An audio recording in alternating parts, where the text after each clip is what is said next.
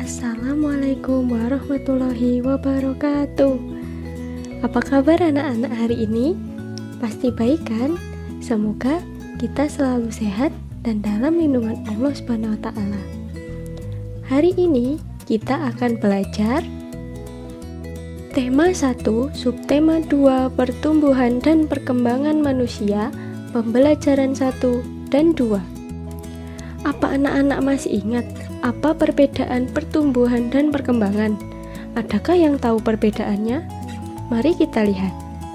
Pertumbuhan ialah proses bertambahnya jumlah sel yang membuat tinggi, volume, atau massa tubuh makhluk hidup berubah.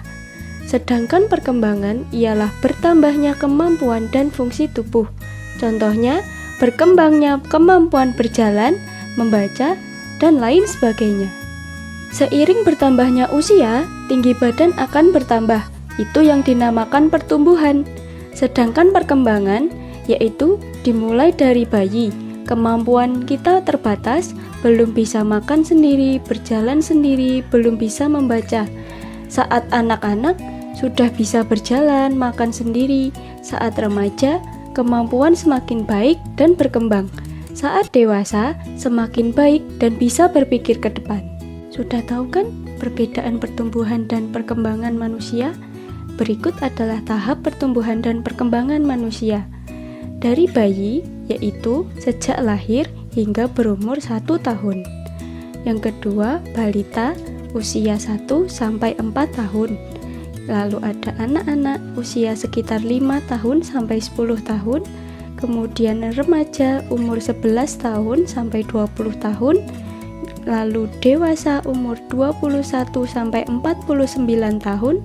Kemudian ada tua, yaitu umur 50 tahun ke atas. Sebagai salah satu makhluk hidup, kita pastinya mempunyai ciri-ciri. Di sini ada salah satu, yaitu cirinya bergerak. Bergerak pastinya memerlukan tenaga. Nah, dalam hal ini kita pasti pernah melakukan tarian yang memerlukan tenaga. Dalam kita melakukan tarian, pasti ada unsur tenaga di dalamnya. Apa sih tenaga itu? Tenaga adalah kekuatan atau intensitas yang digunakan menari untuk melakukan suatu gerakan. Ada 2 di sini macamnya, yaitu tenaga ringan dan tenaga berat. Tenaga ringan, contohnya menggerakkan tangan ke samping kanan dan kiri. Tenaga kuat, yaitu contohnya mengangkat tangan ke atas seperti mengangkat beban. Bisa dilihat gambar di sampingnya. Badan kita mengalami pertumbuhan, kemampuan kita pun mengalami perkembangan. Pada saat kelas 1, kalian baru belajar nama dan lambang bilangan sampai bilangan puluhan. Lalu berkembang menjadi bilangan ratusan dan ribuan, bahkan puluh ribuan. Kalian juga sudah belajar penjumlahan dan pengurangan. Mari kita coba pelajari penjumlahan bilangan ribuan menggunakan teknik menyimpan untuk meningkatkan pemahaman. Teknik menyimpan adalah penjumlahan 2 bilangan yang hasilnya lebih dari 9, yang terdiri dari bilangan puluhan dan satuan. Kemudian bilangan puluhannya digabungkan dengan bilangan puluhan juga. Proses penggabungan ini disebut disimpan. Di sini terdapat contoh, yaitu 4.729 ditambah dengan 2.863. Caranya yaitu satuan ditambah dengan satuan, yaitu 9 ditambah 3, hasilnya sama dengan 11. Nah, ditulis angka satunya, disimpan 1. Kemudian puluhan tambah puluhan, yaitu 2 ditambah 6 menghasilkan 8, ditambah 1 simpanan, kemudian hasilnya menjadi 9. Ratusan ditambah ratusan, yaitu 7 ditambah 8 sama dengan 15. Tulis angka yang belakang, ditulis angka 5 disimpan 1. Kemudian ribuan ditambah ribuan, yaitu 4 ditambah 2 ditambah simpanannya 1, hasilnya 7. Maka hasil yang diperoleh yaitu 7.591. Contoh yang kedua yaitu 3.657 ditambah 4.961. Caranya yaitu satuan ditambah satuan, yaitu 7 ditambah 1 menghasilkan angka 8. Ditulis 8. Puluhan ditambah puluhan, yaitu 5 ditambah 6 menghasilkan angka 11.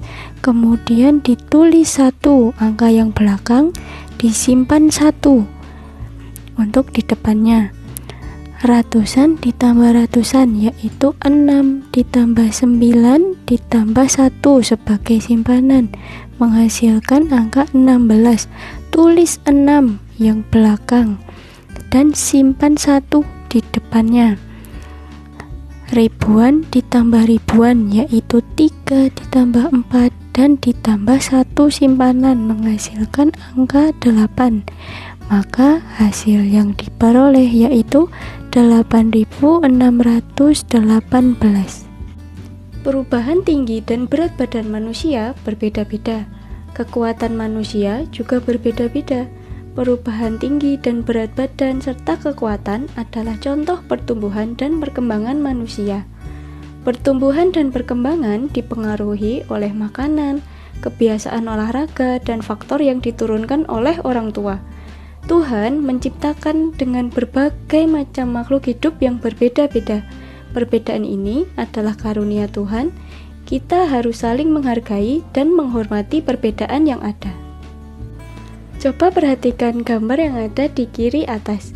Kamu melihat temanmu yang sedang kesulitan membawa barang bawaan. Sikap apa yang akan kamu lakukan? Ya, benar sekali. Pastinya kamu harus membantunya membawa barang bawaan tersebut. Di bawahnya ada juga. Kamu melihat temanmu yang sedang kesulitan mengikuti gerakan tarian. Sikap apa yang akan kamu lakukan? Nah, pastinya kamu sebagai teman yang baik harus memberikan contoh kepada dia supaya dia bisa melakukan gerakan dengan baik. Dari kedua gambar tersebut, kita dapat menarik kesimpulan bahwa kita harus memiliki sikap saling menghormati antar sesama. Hal tersebut termasuk dalam pengamalan Pancasila Sila kedua yang berbunyi kemanusiaan yang adil dan beradab, yang dilambangkan dengan rantai emas.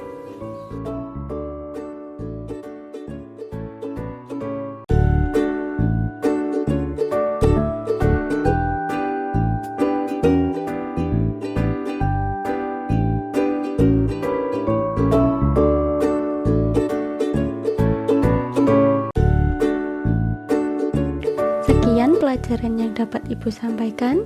Semoga bermanfaat dan bisa menambah wawasan anak-anak. Sampai jumpa kembali di video selanjutnya. Wassalamualaikum warahmatullahi wabarakatuh.